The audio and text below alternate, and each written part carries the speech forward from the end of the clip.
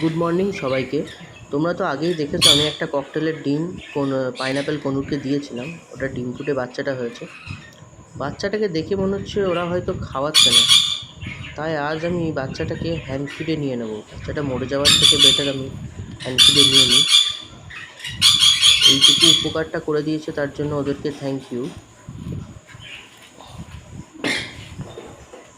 আর দেখো, 5টা ডিম আরও রয়েছে। দেখা যাক এখান থেকে কী রেজাল্ট পাওয়া যায়।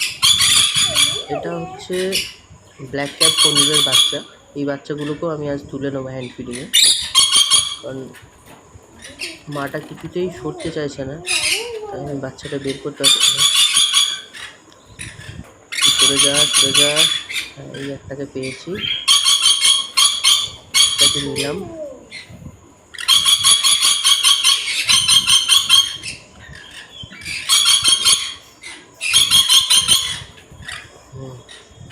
এই আরও একটা দুখানা বাচ্চা ছিল, সেই দুটোকেই নিলাম।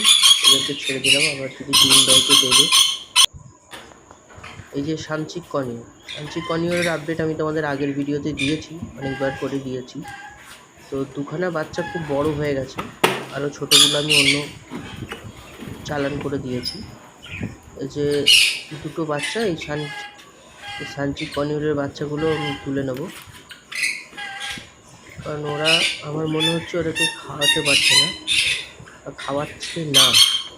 মানে আবার দেখছি ওরা মিটিং করতে শুরু করেছে, আবার ব্রিডিং মুডে এসছে। সেই রিজনের জন্য আমি বাচ্চাগুলো তুলে নিলাম।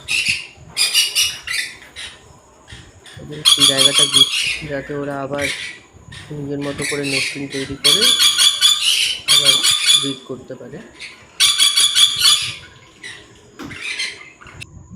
এই দেখো, এই 5খানা বাচ্চা আমি আজকে কালেক্ট করলাম। এদেরকে হ্যান্ড ব্রিড করার ভিডিও তোমাদেরকে আপডেট দেবো।